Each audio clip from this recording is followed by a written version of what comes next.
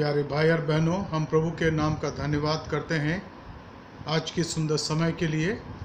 और आज फिर से एक बार हम अपने संध्याकालीन बाइबल अध्ययन के अंदर जमा हुए हैं। इन दिनों में हमारा विषय है गलतियों की पत्री, और जो संत पौलुस के द्वारा लिखा गया गलतिया के प्रांत के अंदर रहने वाले उन तमाम लोगों को जो अलग अलग जगह पर कलीसिया के रूप में एकत्रित होते थे, लुस्त्रा में और इकोनियम में, दिरबे में, और उस प्रांत के अंताक्या में जो गलतिया के प्रांत में पाया गया। हम प्रभु का धन्यवाद देते हैं इन वचनों के लिए जो प्रभु ने हमारे लिए लिखा है। आज हम ध्यान देंगे गलतियों की पत्री उसका पहला अध्याय और उसके 6 पद से हम पढ़ेंगे। गलतियों की पत्री उसका पहला अध्याय उसके 6 पद से। Dear friends, we are studying now the St. Paul's letter to the people who lived in this Galatia province of Turkey, where Paul came for during his missionary journeys. And as I told you yesterday when we did the introduction of this letter, and I hope that we'll understand, and these things will come into our knowledge as we study the Word of God.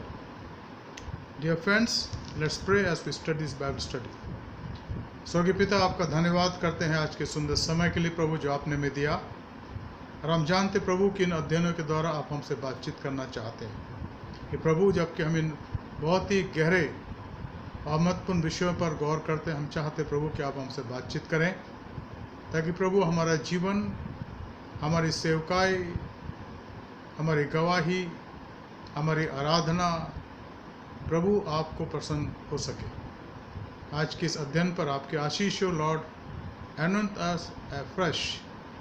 Let your anoint be on our lives as we study this holy word. Thank you Lord that you heard our prayer. In Jesus' matchless name I pray. Amen. हम पढ़ते हैं संत पौलुस की पत्री में से, यहाँ गलतियों की पत्री के अंदर, जहाँ संत पौलुस कहते हैं 6वें पद में लिखा है, पहला अध्याय गलतियों का। मुझे आश्चर्य होता है कि जिसने तुम्हें मसीह के अनुग्रह में बुलाया उससे तुम इतनी जल्दी फिर करके और ही प्रकार के सुसमाचार की ओर झुकने लगे। I am astonished that you are so quickly deserting him who called you in the grace of Christ and are turning to a different gospel. Now, उन दिनों में इस पूरे रीजन में जो यूनान का प्रदेश हुआ करता था, जो यूनानी लोग हुआ करते थे और रोमी लोग हुआ करते थे, क्योंकि यूनानियों के बाद रोमियों का शासन आया, तो ये लोग यूनानी भाषा के बोलने वाले थे और इनका कल्चर यूनानी कल्चर था। और मैंने आपको पहले बताया, बहुत पहले बताया कि 3 महान शिक्षक हुए। सबसे पहला शिक्षक हुआ सोक्रेटिस, सुकरात, और फिर प्लेटो के बारे में पाते हैं। इसके बाद अरस्तु या एरिस्टोटल, ये वो लोग थे जिनको ज्ञानवादी कहा गया। This teachers were teaching the great teaching of gnosticism, that illiteracy और नॉलेज लेसनेस और a life which was not educated, deprived of knowledge or worldly knowledge or moral knowledge, was to live a life in darkness. ये बताया जाता था कि वो जीवन जो अंधेरे में जिया जाता था, जहाँ ज्ञान का प्रवेश नहीं हो चुका, जहाँ ज्ञान ने प्रवेश नहीं किया, उस जीवन को अंधेरा जीवन कहा जाता था। उस जीवन से निकल करके ज्योति में आने की बात कहा गया, और वो ज्योति का स्वरूप था ज्ञान। ज्ञान उस ज्योति का स्वरूप था, और जिन लोगों ने उस ज्ञान को प्राप्त करा, माना जाता था कि वो ईश्वर के करीब आ गए हैं। इसके बाद जो और एक बात पाई गई, जब प्रभु यीशु मसीह के विश्वासी बढ़ने लगे, कि ये जो यहूदी लोग थे, यहूदियों के अगुवे थे, चाहे वो याजक हो, महायाजक हो, या वे लोग जो ज्ञान की बात करते थे, वो मूसा के व्यवस्था की बात करते थे, वो ये कहते थे कि कोई भी व्यक्ति तब तक प्रभु का विश्वासी नहीं बन सकता यीशु मसीह का, जिसका मेल का खतना न हो। और वो इसके लिए उसको मैंडेटरी मान लग गए थे। और इसीलिए यरूशलेम काउंसिल बैठी, हम जानते हैं, चाहे हम सन 49 को इसका समय रखें या 52 को या 52 को रखें, लेकिन वहाँ 4 रेजोल्यूशन लिए गए। जो यरूशलेम हुआ, जहाँ पौलुस भी थे अपने पहली मिशनरी यात्रा के बाद, जहाँ पौलुस ने और बरनबास ने उन तमाम कामों का वर्णन किया था यरूशलेम में संतों के बीच में, कि किस प्रकार से प्रभु ने उनके द्वारा बड़े बड़े काम किए पहली मिशनरी यात्रा के दौरान। और जब ये सम्मेलन हुआ, यरूशलेम काउंसिल हुई, तो 4 बातों में निर्णय लिया गया। मैंने आपको याद दिलाया था। पहली बात, वो कहने लगे कि विश्वासी भाई और बहनों, आप मूर्ति पूजा से अलग रखो, अपने आप को अलग करो, क्योंकि एक ही परमेश्वर जिसने बनाया और उसकी मूर्ति हम बना नहीं सकते। दूसरी बात, आप लोग गला घोटे होके मांस से अपने आप को परहेज कर अलग करो। और तीसरी बात थी कि लहू या खून नहीं खाओ, क्योंकि लहू में प्राण होता है। और चौथी बात बताया गया कि तुम व्यभिचार से या अशुद्धता से परे रहो। और इस बात को लिख करके कलीसिया में दे दिया गया। और हम इस बात को देखते हैं कि जब पौलुस अपनी दूसरी मिशनरी यात्रा में गया, और यहाँ तक कि बरनबास भी साइप्रस को गए मरकुस को लेकर के, निश्चित रूप से उस निर्णय की प्रतियां वो लेके पास अपने साथ घूम रहे थे, ताकि जहाँ भी हो जाए, जब लोगों से वाद विवाद होता था, खासकर यहूदी लोगों से, तो उनको बता सके कि देखो संतों ने निर्णय करा है और इसके बाद और कोई निर्णय नहीं हुआ, इसको हमें मानने की आवश्यकता। तो यहाँ पर वो लोग भी पाए जाते थे जो अलग अलग प्रकार से लोगों को समझाते थे, सिखाते थे। और पौलुस ने लोगों के सामने स्पष्ट कर दिया। और यहाँ पर वो कहता है कि मुझे आश्चर्य होता है कि जिसने तुम्हें मसीह के अनुग्रह में बुलाया, उससे तुम इतनी जल्दी फिरकर और ही प्रकार के सुसमाचार की ओर झुकने लगे। लोगों को इतना ज़्यादा बरगलाया जाता था सुसमाचार सुनने के बाद। जब वो वहाँ रहते थे, आराधना करते थे, तो लोगों को बरगलाया जाता था, लोगों को उनके मस्तिष्क को, जैसे हम कहते हैं, ब्रेन वॉश किया जाता था कि वो उन बातों को छोड़ करके यीशु मसीह के सुसमाचार के बारे में है कि प्रभु यीशु मसीह स्वर्ग से उतरा, वो हमारे लिए क्रूस पर मारा गया, उसको दफनाया गया और तीसरे दिन मुर्दों में से जी उठा, और दोबारा वो स्वर्ग पर उठा लिया गया 40 दिन के बाद, और दोबारा आने वाला, और उसने पवित्र आत्मा को भेजा। इन बातों पर ध्यान ना दे करके ये लोग जो उनको बरगलाते थे, जो अपनी शिक्षा उनको देते थे, वो कहते भाई इस पर तो गौर कर लो, इस पर भी गौर कर लो, और बहुत सी बातें थी जहाँ वो प्रभु यीशु मसीह के सुसमाचार के ऑल्टरनेट की खोज करते थे। This people who taught their teachings, they brought some of the alternates. Gnosticism was there, and Judaic culture was there, and there are some other things also which was taught during those days, and they were taught that if it's not, this is the way, if this is not, this is the way. You have all the choice to make. And then St. Paul said very clearly, he said, I am really astonished that you are so quickly deserting him who called you in the grace of Christ and are turning to a different gospel. और पवित्र आत्मा के अगुवाई में पौलुस ने, उसकी team ने इनके बीच में प्रचार करा था। अगर आप देखें इन बातों को, तो पौलुस ने दूसरी और तीसरी मिशनरी यात्रा के दौरान इन जगहों पर जाकर उसने प्रचार करा था। और लुस्त्रा में तो पहली बार गया था, और दिरबे में पहली बार गया था, जहाँ उसने सुसमाचार का प्रचार करा। तो वो इस बात को करा यहाँ पर कि तुम लोग इतनी जल्दी फिर गए। कभी कभी हमारे इस परिप्रेक्ष्य में, dear friend, today even now also in a scenario this things are possible. There are teachers who teach their theology different than the biblical theology, different than the biblical theology of St. Paul, and most of all of Jesus Christ. There are people who have different type of teaching, and sad to say there are many among us who go astray and start following them. Controversies regarding the baptism, controversies regarding the baptism of Holy Spirit and speaking in tongues, and then also about the coming of Christ, and there are many other teachings. But Paul says that we need to concentrate and study the word of God, and that is why we are studying the word of God, my friend, today. इसीलिए हम इस वचन का अध्ययन आपका कर रहे हैं आज, और इन दिनों में कर रहे हैं ताकि आप और हम बैठ कर के बहुत ही गंभीरता के साथ सोच सके. You have noticed one thing, that I am going slowly. There is no emotionally that I also can speak, but I am taking time, gradually, slowly, or I am going very slowly, so you may have time for thinking, rethinking and rethinking. मैं इसलिए slowly जा रहा हूँ, धीमे धीमे जा रहा हूँ, आपको बता रहा हूँ, और हम बहुत सी थोड़े बातों को विचार करते हैं, लेकिन मैं समय आपको दे रहा हूँ, हम समय ले रहे हैं ताकि हम सोच समझ के अपने थियोलॉजी को, अपने धर्म विज्ञान को प्रभु के वचन में स्थिर करें. हमेशा याद रखिएगा प्रभु यीशु मसीह के वचन को, जो उसने कहा मत्ती रचित सुसमाचार के 7वें अध्याय के आखिरी पदों में. उसने कहा कि जो मेरे वचन को सुनता है और उस पर चलता है और उसी प्रकार से करता है, वो उस व्यक्ति के समान है जिसने अपना घर चट्टान पर बनाया. लेकिन अगर कोई ये व्यक्ति जो मेरे वचन को सुन कर के ग्रहण तो करता है, लेकिन उस पर चलता नहीं है, उस पर विश्वास उसका मजबूत नहीं होता है, तो उस व्यक्ति के समान है जिसने अपना घर रेत पर बनाया. और आंधी आई दोनों घरों के लिए. जो रेत पर बना घर था वो ढह गया, वो टूट गया, समाप्त हो गया, बर्बाद हो गया.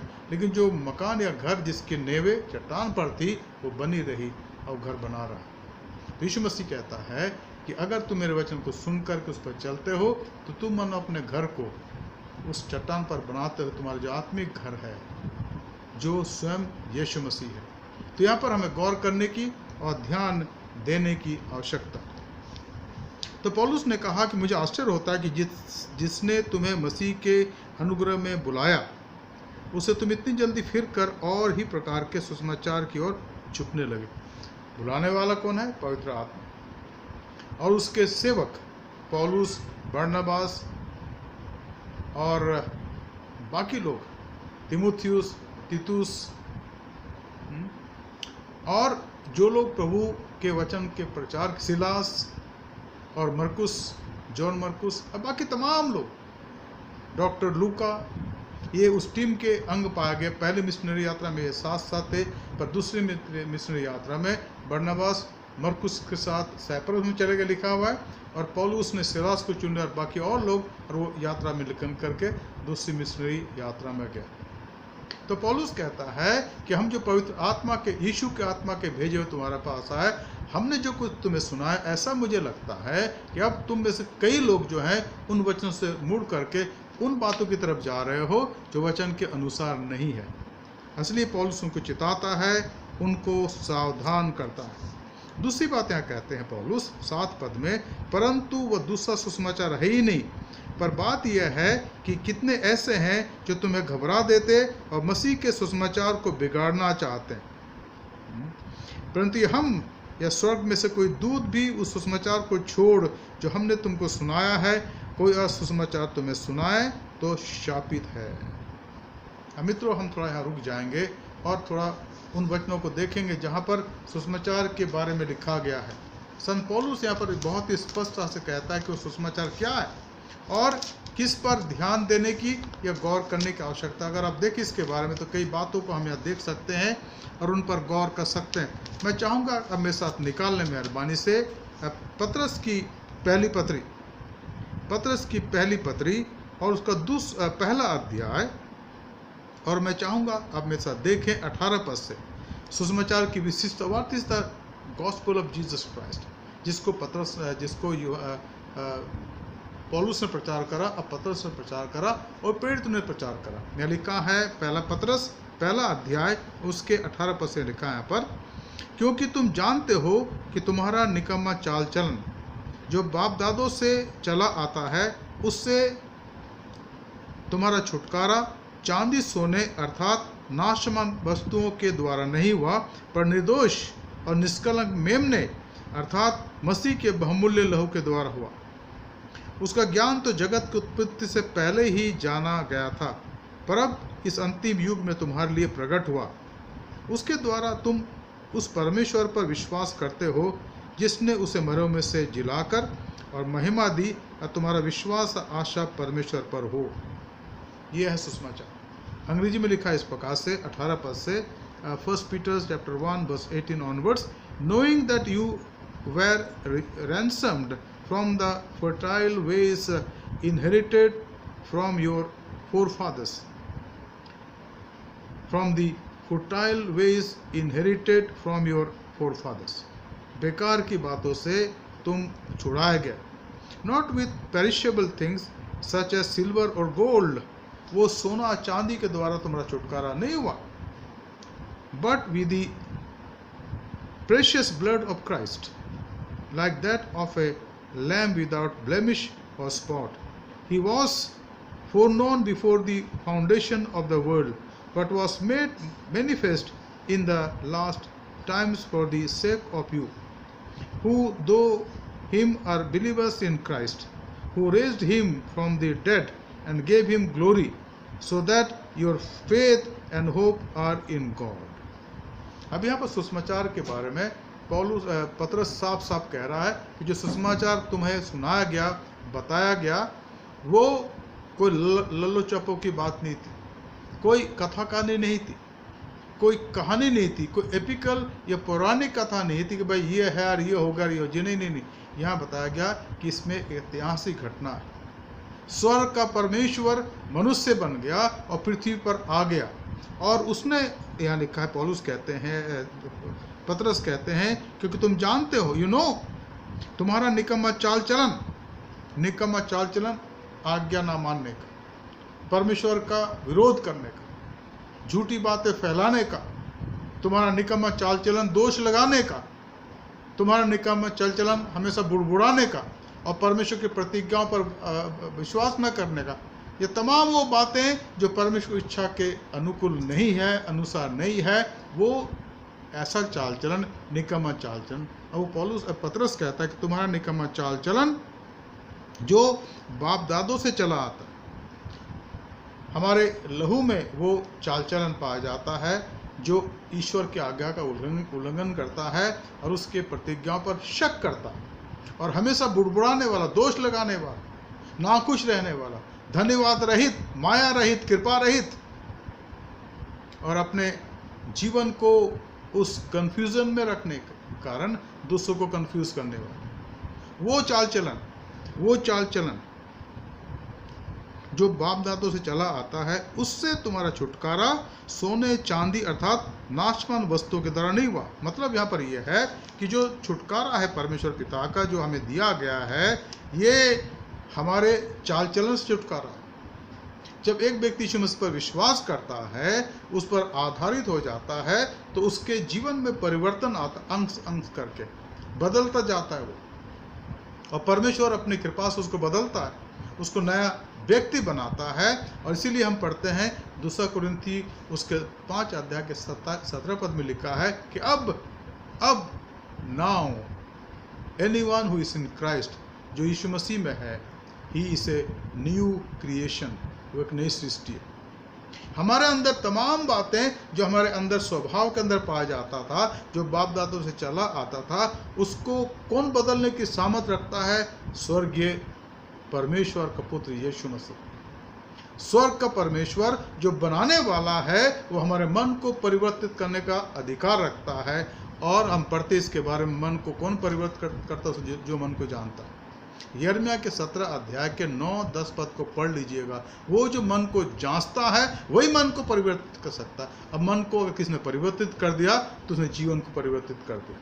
तो ये जो सुसमाचार है, ये हमारे जीवन के तमाम बातों को परिवर्तित कर सकता है।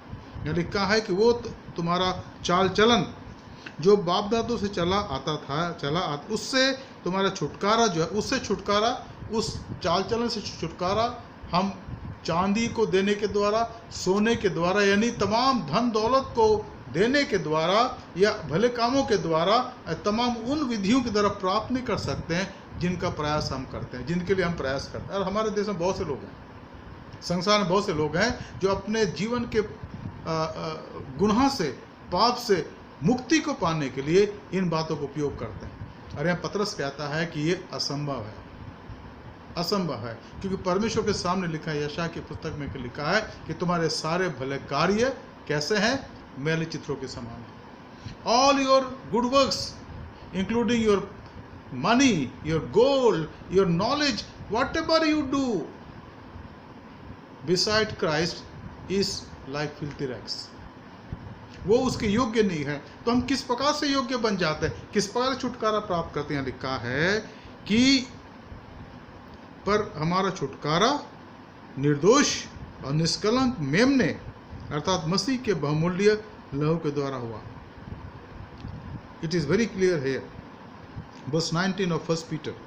But with the precious blood of Christ, like that of a lamb without blemish or spot, he was foreknown before the foundation of the world, but was made manifest in the last times for the sake of you. वो संसार के अनादि काल, वो संसार का बनाने वाला, जब समय पूरा हुआ।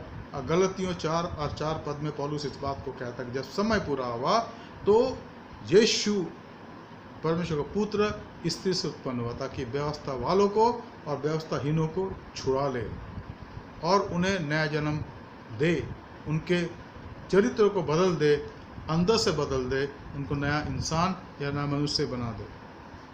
यह है सुसमाचार। उसका ज्ञान तो जगत की उत्पत्ति से पहले ही से जाना गया था, पर अब इस अंतिम युग में तुम्हारे लिए प्रकट हुआ। परमेश्वर के ज्ञान के अनुसार वो अनादि काल, लिखा है बाइबल में, लिखा है कि वो मेमना जगत की उत्पत्ति के पहले हमारे लिए बद किया गया, लेकिन जब समय पूरा हुआ तो दुनिया में आ गया। इसलिए ये सुसमाचार है। अब पौलुस यहाँ पर कहता है कि उस सुसमाचार को सुनाने और जानने की आवश्यकता। अगर इसके बारे में थोड़ा सा और देखें तो मैं चाहूँगा कि आप इसको और देखें कि सुसमाचार है क्या। मैं चाहूँगा आप मेरे साथ यहाँ देखें रोमियो की पत्री उसका 5वां अध्याय उसके 6 पद। मैं इसलिए समय लगा रहा हूँ मित्र ताकि हम इसको समझ जाए कि सुसमाचार का अर्थ क्या है।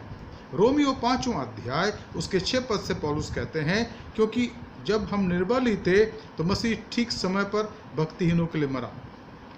किसी धर्मी जन के लिए कोई मरे यह तो दुर्लभ है, परंतु हो सकता है किसी भले मनुष्य के लिए कोई मरने का भी साहस करे।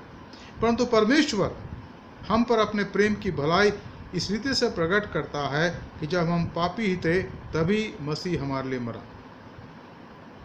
अतः जबकि हम अब उसके लहू के कारण धर्मी ठहरे तो उसके द्वारा परमेश्वर के क्रोध से क्यों न बचेंगे।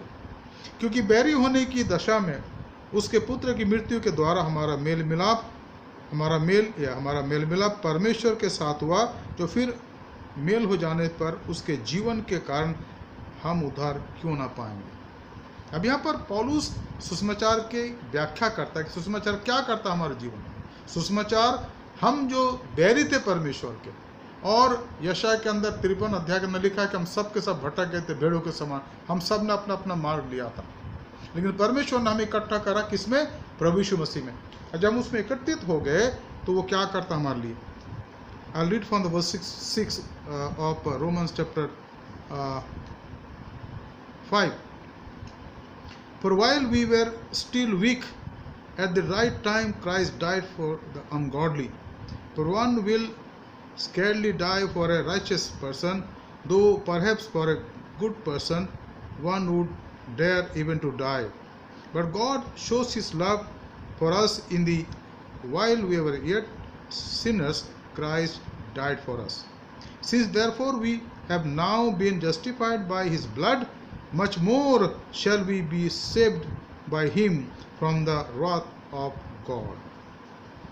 सुसमाचार का मतलब है परमेश्वर के पुत्र के लहू पर विश्वास करने से हम ईश्वर के आने वाले क्रोध से बच जाते हैं। न केवल हम छुटकारा प्राप्त करते हैं, पापों की क्षमा पाते हैं, लेकिन हम ईश्वर के क्रोध से बच जाते हैं। और उसका क्रोध जो है उसका सामना मनुष्य नहीं कर सकता। Nobody in this whole universe can face the wrath of God. इसीलिए शुरुआत में जब मैथोडिस्ट चर्च की बुनियाद डाली जा रही थी, जॉन वेस्ली और चार्ल्स वेस्ली जब वो क्लास करते थे थर्सडे को और लोग आने लगे, तो सबसे पहला सवाल होता था कि इज योर सोल प्रॉस्परिंग, और सिखाया जाता था कि हमें अपने आप को तैयार करना है और परमेश्वर के आने वाले क्रोध से अपने आप को बचाना है। और यहाँ वही लिखा है कि जब हम यीशु मसीह पर विश्वास करते हैं, when we trust and believe in Jesus Christ, we save ourselves from the coming wrath of God. अतः जबकि हम अब उसके लहू के द्वारा धर्मी ठहरे, तो उसके द्वारा परमेश्वर के क्रोध से हम क्यों ना बचेंगे। सुसमाचार हमें ईश्वर के क्रोध से बचाता। असली पौलुस यहाँ कहता कि वो सुसमाचार है जिसको मैं चाहता हूँ तुम जानो, और अगर इसके अलावा कोई सुसमाचार तुम्हें सुनाया जाता है, चाहे स्वर्गदूत भी आ जाए, तुम विश्वास नहीं करना, वो शापित है। तीसरी बात 9 पद में लिखा है, गलतियों 1:9, जैसा हम पहले कह चुके हैं वैसा ही अब फिर मैं कहता हूँ कि सुसमाचार को छोड़ जिससे तुमने ग्रहण किया है, यदि कोई और सुसमाचार सुनाता है तो शापित हो। As we have said before, so now I say again, if anyone is preaching to you a gospel contrary to the one you received, let him be accursed. Let him know that he is doing a wrong thing and is cursed. वो परमेश्वर के द्वारा शापित है। मतलब क्या है कि इस सुसमाचार को, जिसका मैंने वर्णन अभी करा, बाइबल में और बहुत से पद हैं, नए नियम में, पुराने नियम में, जो इस बात को आपके और हमारे सामने स्पष्ट करता है कि प्रभु यीशु मसीह पर विश्वास करना हमारे उद्धार का कारण है, और वो हमें ईश्वर के क्रोध से बचाता है और अनंत काल के जीवन में वो हमें प्रवेश कराता है, और हम उस सजा से बच जाते हैं जिसका निर्णय इस पृथ्वी पर करते हैं। Many times we teach others that when a person dies, he enters into heaven. No. It's a wrong teaching. Your death is a physical departure of your soul and your body. Your soul departs from your body, and that is physical death. And by virtue of that death, you don't go into God's kingdom.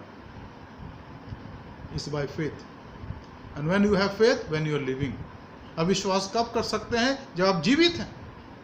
इसलिए प्रभु के वचन में लिखा है, यूहन्ना उसके 3:16 में लिखा है कि परमेश्वर ने जगत से ऐसा प्रेम करा कि उसने अपना इकलौता पुत्र दे दिया, ताकि जो कोई उस पर विश्वास करे वो नाश ना हो लेकिन अनंत जीवन पाए। वहाँ अंडरलाइन करिए, विश्वास करे, जो कोई विश्वास करे। इस सुसमाचार पर विश्वास के द्वारा ही हम अनंत जीवन प्राप्त कर सकते हैं। और यीशु मसीह ने कहा है, हम पढ़ते हैं सुसमाचारों में कि तुम इस बात से खुश मत होना कि तुम्हारे अधिकार में दुष्ट आत्माएं हैं, पर इस बात से खुश होना कि तुम्हारा नाम स्वर्ग में लिखे हुए।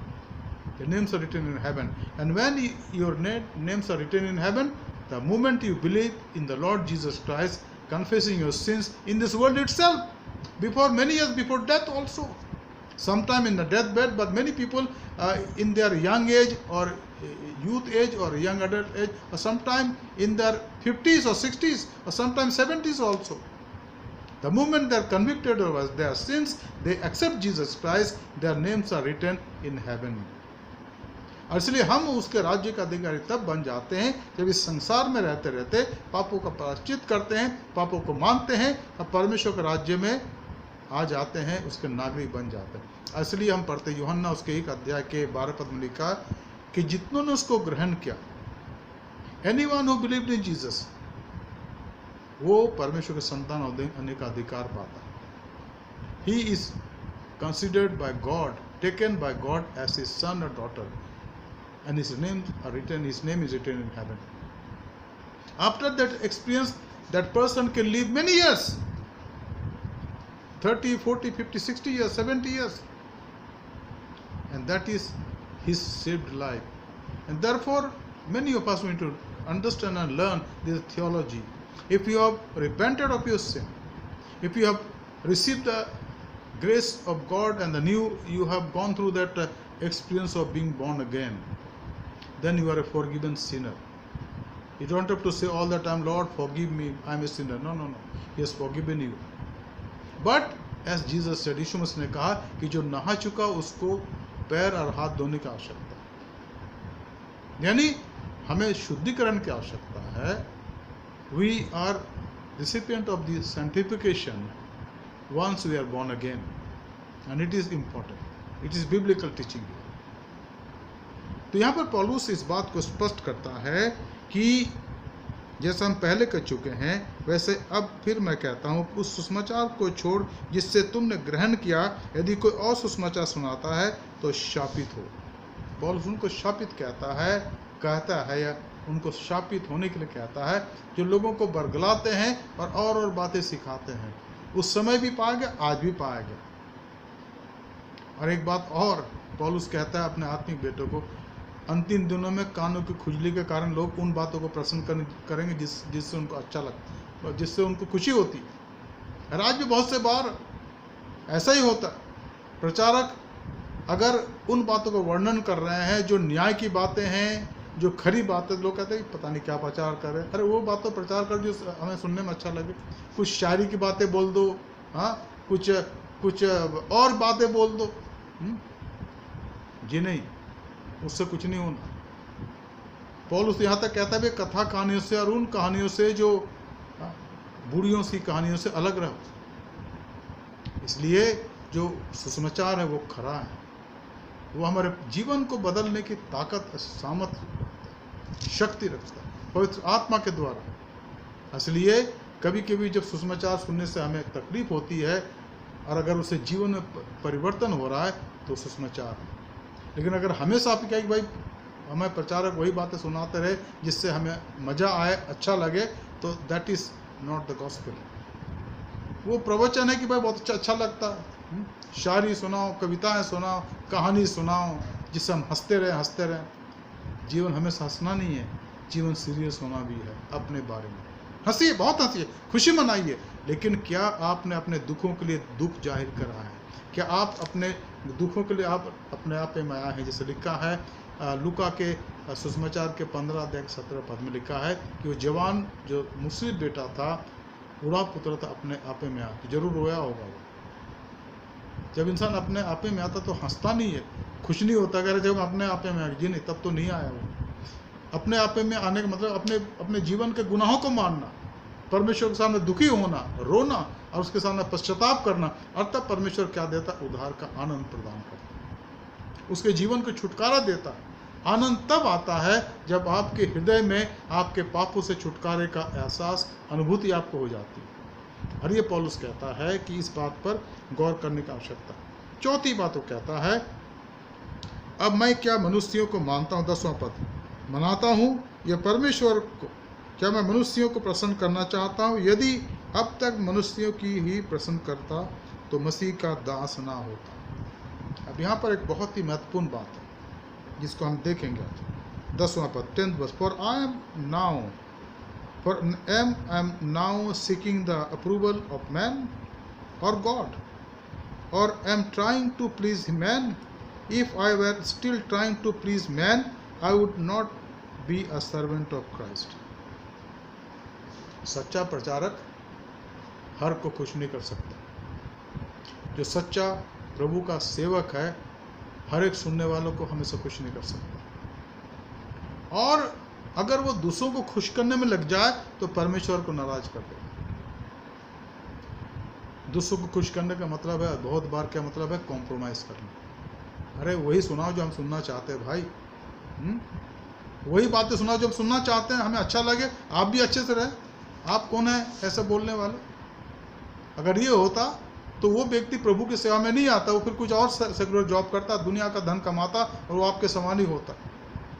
लेकिन यहाँ पर पौलुस इस बात को कहता है जो हमें समझने की आवश्यकता, कहता है कि अगर मैं ईश्वर को नहीं पर मनुष्य को खुश करना चाहता तो मैं वही सुनाता जो तुम सुनना चाहते हो। और आज बहुत से लोग पुलपिट से, बहुत से लोग प्रभु के लोगों से उन बातों को सुनना चाहते हैं जो उनको अच्छा लगता है। और अगर आपने कुछ बोलना शुरू कर दिया जो वचन की सच्ची और खरी बातें हैं तो उनको बुरी लगेगी, क्योंकि उनके जीवन में वो बातें पाई जाती, उनको छोड़ना नहीं चाहता। इसलिए पौलुस कहते हैं यहाँ पर कि मैं मनुष्यों को खुश नहीं करना चाहता। क्या अब मनुष्यों को मनाता हूँ या परमेश्वर को मनाता हूँ? अगर मैं तुम्हारे बीच में आकर मैंने सुसमाचार का प्रचार करा तो वहाँ पर परमेश्वर को खुश करने के लिए करा। उसने मुझे इसकी आज्ञा दी थी कि तुम जाओ, सारे संसार के लोगों को सुसमाचार का प्रचार करो और उन्हें जो कुछ मैंने तुम्हें सिखाया मानना सिखाओ। तो प्रभु ने क्या मानना सिखाया? अब पढ़ लीजिएगा मत्ती 5, 6, 7 अध्याय, जिनको स्वर्ग के राज्य का संविधान कहा गया है। Matthew chapter 5, chapter 6, chapter 7, these are called the constitution of the kingdom of God। वो सिखाने की आवश्यकता। और प्रभु के वचनों को देखिए मत्ती के 23 और 24 अध्याय में और 25 अध्याय में और बहुत सी बातों में, यूहन्ना के सुसमाचार के तमाम अध्याय में, लूका के और मरकुस के और रोमियो की पत्री के, अपोलोस के पत्रियों में देखिए, पतरस के पत्री में देखे, याकूब के पत्री में देखिए, यूहन्ना के पत्री में देखे, वो उन बातों को वर्णन करते हैं जिनसे हम अंदर से व्याकुल हो जाते हैं। We are stirred from inside. The word of God is the pure word of God. When it is proclaimed, a person who is needed is stirred from inside. वो अंदर से हिल जाता है। अगर आप ऐसा वचन सुनते हैं, क्यों सुनते हैं? ताकि आप अपने आप को अंदर से देखें। मैं भी उसमें आता हूँ, शामिल होता हूँ। कभी कभी जब मैं प्रचार करता, प्रभु का आत्मा मुझसे कहता कि जॉन तुम्हें इस बात की आवश्यकता, मैं तब कहता हूँ प्रभु आप मुझ पर दया करें, अनुग्रह करें। Because this is the word of God equal to everyone. और वचन में लिखा है कि ईश्वर का वचन जो है ना, वो प्राण को और गुदे गुदे को छेद देता है। ऐसा वचन है ये। और जब छेदता है, गुदे गुदे को काटता है, तो तकलीफ होती है अंदर, पापों से कायलियत होती है, प्रायश्चित करने की इच्छा होती है। लेकिन अगर तब आप अपने आप को बिल्कुल शांत कर दिया, कह के नहीं नहीं नहीं क्या फ़र्क पड़ता है, तो पौलुस ऐसे लोगों के लिए क्या कहता है कि उनका विवेक मानो जलते लोहे से दागा गया, कोई परिवर्तन नहीं होता। अच्छे से अच्छा प्रचारक आके प्रचार करने चले जाए, हम रहेंगे वहीं, उल्टा हम उनको क्रिटिसाइज करेंगे, भाई ऐसा क्यों बोल रहे हैं, उनको बोलना नहीं आता, उनको भाषा नहीं आती, उनको ये नहीं आता, उनको वो नहीं आता। आप कौन होते हैं बोलने वाले? भाई अगला जो प्रचार कर रहा है उसको आपने थोड़ी बुलाया, प्रभु ने बुलाया, और उसको प्रभु उसका हिसाब लेगा, आप नहीं लेंगे। आप बोलते रहिए, प्रभु आपसे हिसाब लेने लगे। तुमने मेरे दास की तौहीन करी, अब बता तू, तेरे पास कोई उत्तर है? प्रभु यीशु मसीह को लोगों ने नहीं छोड़ा। अब प्रभु कहता है कि धन्य हो तुम जब मेरे कारण लोग तुम्हारी निंदा करें। मत्ती उसका 5 अध्याय 11-12। आनंदित और मगन होना, क्योंकि तुम्हारे स्वर्ग में बड़ा फल है। प्रभु के लोगों की जब विरोध दुनिया में किया जाता है ना, तो आप जानिए कि आप उनके फलों में वृद्धि कर रहे हैं। उनको बहुत फल मिलेगा, स्वर्ग में अजर मिलेगा। और आपको क्या मिलेगा? आप इस बात को जानते हैं, आप जानते, बताने की जरूरत नहीं है। तो इसलिए यहाँ पर समझने और जानने की आवश्यकता है। We need to understand that following Christ is not to compromise with the world. प्रभु यीशु मसीह के पीछे चलना, दुनिया के साथ समझौता करना नहीं। तभी तो पौलुस कहता है कि अब मैं क्या मनुष्यों को मनाता हूँ या परमेश्वर को? क्या मैं मनुष्यों को प्रसन्न करना चाहता हूँ? यदि मैं अब तक मनुष्यों को प्रसन्न करता रहता तो मसीह का दास ना होता। कई बार जीवन में सवाल आते प्रभु के सेवकों सेविकाओं की, कितनी तकलीफ, इतनी परेशानियाँ, प्रभु क्या मैं छोड़ दूँ या फिर लोगों से मिल जाऊँ? फिर जब तन्हाई में वो व्यक्ति अपने आप को जांचता, तो प्रभु कहता मेरे बेटे मेरी बेटी कहे जा, शांत मत रह। उसने पौलुस को कई बार चिताया, कई बार बोला, और पौलुस इस बात को जानता था। और बहुत से प्रभु के सेवक है, सेविका, पासबान, प्रचारक, मिशनरी और शिक्षक, प्रभु के वचन के समझाने वाले, उनको इस कार्य के लिए तकलीफ झेलनी पड़ती है। लोग बुरा भला कहते हैं, और ऐसा है संसार में। उस समय था 2000 साल पहले, आज भी ऐसा। पर उन बातों के कारण वो प्रभु को नहीं छोड़ते, प्रभु में बढ़ते जाते हैं। पौलुस कहता है अपने आत्मिक बेटे तिमुथियुस और तीतुस को, समय असमय तैयार रहो, कोई तेरी जवानी को तुच्छ न समझे, पर वचन, चाल चलन, विश्वास, प्रेम में तुम आदर्श बन जाओ। अरे यही हम चाहते हैं, यही हम करना चाहते हैं। बहुत कुछ सुना जाता है, बहुत कुछ लिखा जाता है विरोध में, बहुत कुछ लिखा जाता है कि साहब वो ऐसा नहीं, पर आपने कभी देखा कि हमने आपका सामना करा? नहीं। हम जान जाते हैं किसने करा, हम जानते हैं। प्रभु के सेवक लोग जानते कौन उनका विरोध करते, जानते, लेकिन कभी भी बदला नहीं लिया हमने, क्योंकि प्रभु कहता बदला लेना मेरा काम है, बदला लेना मेरा काम। और ये भी लिखा है, हम पढ़ते हैं इब्रानियों की पुस्तक के अंदर कि हम सावधान रहें क्योंकि हमारा परमेश्वर भस्म करने वाली आग है। जो इस बात को जानता और जान जाएगा वो प्रभु के सेवकों के लिए कभी ऐसा नहीं बोलेगा।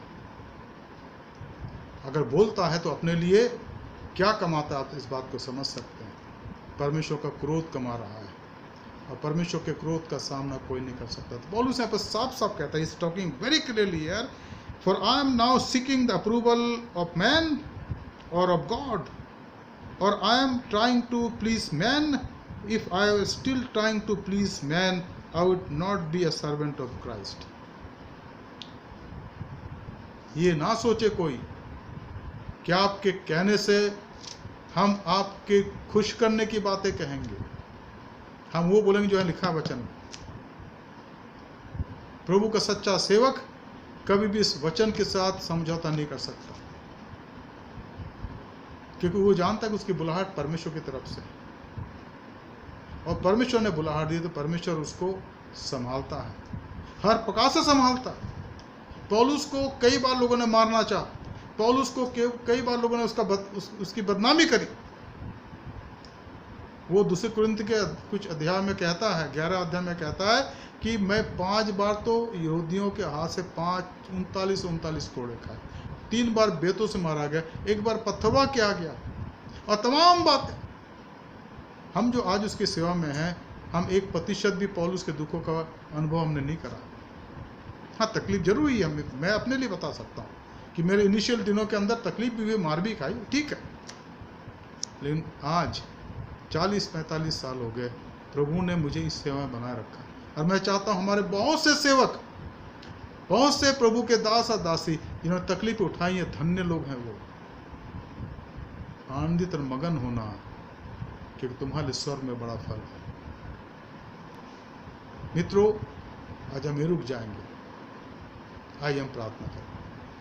धन्यवाद, स्तुति और महिमा क्योंकि पिता परमेश्वर, स्वर्ग और पृथ्वी के स्वामी, हम आपका धन्यवाद देते प्रभु आज के वचन के लिए, जिसका प्रचार आज प्रभु हमारे बीच में किया गया। प्रभु, गलतियों के इस पहले अध्याय से प्रभु हमने बहुत सी बातें देखी, और हम चाहते प्रभु कि इन बातों का अर्थ को समझे। Lord, we pray that we may understand the meaning of this word, the secrets of your kingdom. Lord, आपने अपने लोगों को प्रभु 1 कुरिन्थी 4 अध्याय के पद में कहा कि लोग तुम्हें परमेश्वर के सेवक, उसके भंडारी और परमेश्वर के भेदों के भंडारी समझे।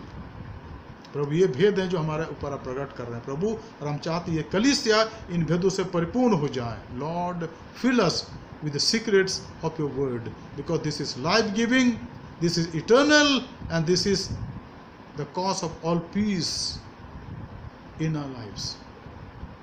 आज के वचन के लिए आपका धन्यवाद देते, इस अध्ययन के लिए प्रभु जी, वचन के गहराई को हमारे अंदर लिख दे प्रभु, ताकि ये वचन हमारे जीवन के अंदर फलवंतित हो जाए, इसमें फल उत्पन्न हो प्रभु जी, 100 गुना, 60 गुना और 30 गुना। Dear friends, I am grateful to the Lord for this time, and we have certain announcement.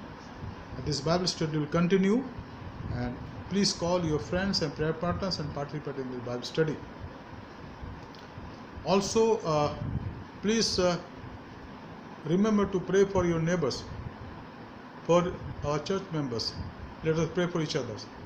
Pray for our country, our president, our prime minister, our governors, our chief ministers, MPs, MLAs, people in police and in army, so that all the effort they are making might bring harmony and growth of this nation.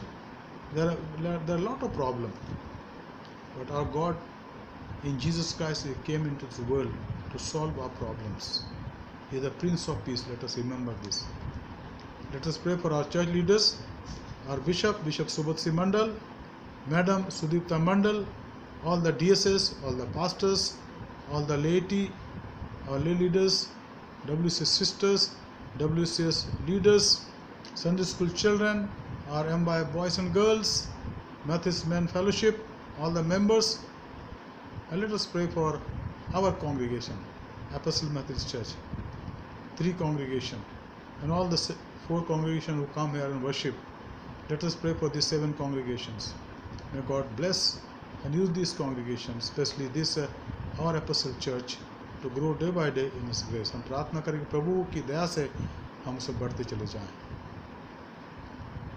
हम प्रार्थना करें उन लोगों के लिए, खास करके पिछले दिनों हमारे बहुत ही क्लोज भाई मिस्टर जे स्टीफन, जो शादरा चर्च के सदस्य थे, कोरोना वायरस के कारण और तकलीफ के कारण दुनिया से चले गए, और हम उनके लिए प्रार्थना करें। उनकी पत्नी मिसिस एलिजाबेथ स्टीफन के लिए प्रार्थना करें, बच्चों के लिए प्रार्थना करें, प्रभु उनको शांति दे और अपना अनुग्रह उनको प्रदान करें। और भी जो बीमार है, तकलीफ में, हम प्रार्थना करें प्रभु उन्हें छुएं और उन्हें चंगाई दें। और हम भी अपने लिए प्रार्थना करें कि हम सावधान रहें, हम पर कोई ऐसी तकलीफ ना आए, इस संक्रमण से प्रभु हम बचाए, तक हम उसमें बढ़ते हुए उसकी महिमा स्तुति कर सकें। आइए हम प्रार्थना के साथ इस बाइबल स्टडी को समाप्त करें। धन्यवाद, स्तुति और महिमा के पिता परमेश्वर, हम धन्यवाद देते प्रभु आज शाम के लिए आपने हमसे बातचीत करी। प्रभु हम चाहते कि वचन की गहराई हमारे अंदर पाए जा और हम बढ़ते चलाएं। हम प्रभु आप में बढ़ते चले जाएं। प्रभु आप हमें शुद्ध करें, पवित्र करें। प्रभु जी आज वचन का बीज हमारे हृदय में बोया गया प्रभु व्यर्थ न जाए, पर आपका आत्मा प्रभु उसको हमारे हृदय के अंदर फलवंतित करे और उसमें फल उत्पन्न हो, 100 गुना, 60 गुना और 30 गुना हमारे कलीसिया के एक एक परिवार पर, एक एक माँ बाप पर, एक एक बुजुर्ग पर, एक एक जवान, एक एक बच्चे पर, हे प्रभु आपके आशीष पाए जाए। हमारे साउथ डिस्ट्रिक्ट दिल्ली के तमाम पासबानों पर, कलीसियाओं पर, और नॉर्थ डिस्ट्रिक्ट के हर एक पासबानों पर, कलीसियाओं पर, हर एक DSS पर प्रभु, एवं हर एक पासबानों पर, हमारी दिल्ली रीजनल कॉन्फ्रेंस के एग्जीक्यूटिव कमेटी पर, एग्जीक्यूटिव बोर्ड पर, हमारे एग्जीक्यूटिव सेक्रेटरी रेवरेंड सुजीव दास, हमारे constant treasurer reverend Varinder Kumar, उनके परिवारों पर, तमाम लोगों पर प्रभु जिनके आपने जिम्मेदारी दी प्रभु बनी रहे, आप उन्हें संभालें, सहायता करें। आज की इस बाइबल अध्ययन के लिए प्रभु जब इसका समापन करते प्रभु आप हमारे साथ हो, रात भर हमें मीटिंग दे प्रभु, कल के नए रोशनी को दिखाएं, हमारे धन्यवाद को स्वीकार करें। जो लोग हमारी मदद करते प्रभु इस बाइबल स्टडी को आप तक अपने तक पहुँचाने प्रभु, लोगों तक उन्हें आशीष दें, हर एक तैयारी के काम में मदद करें। हमारे उद्धारकर्ता प्रभु यीशु मसीह के पवित्र नाम से मांगते हैं, आमीन। आए हमारे बाप, तू जो आसमान पर है, तेरा नाम पाक माना जाए, तेरी बादशाहत आवे, तेरी मर्जी जैसे आसमान में पूरी होती है ज़मीन पर भी हो। हमारे रोज़ की रोटी आज हम बख्श दे, आज जैसे हम कुसवारों को माफ़ करते हैं, तो भी हमारे कुसुओं को माफ़ कर। हमें आजमाइश में ना ला, बल्कि बुराई से बचा, क्योंकि बादशाहत, कुदरत और जलाल हमेशा तेरी है, आमीन। अब हमारे खुदा यीशु मसीह का फजल, खुदा बाप की मोहब्बत, रूह कुदुस की फाकत शराकत हमें शरीर के साथ इस समय और हमेशा तक होती रहे, आमीन। यीशु ही प्रभु है। प्रभु आपको आशीष दे, आपकी सहायता करे। सबको शुभ रात्रि, धन्यवाद।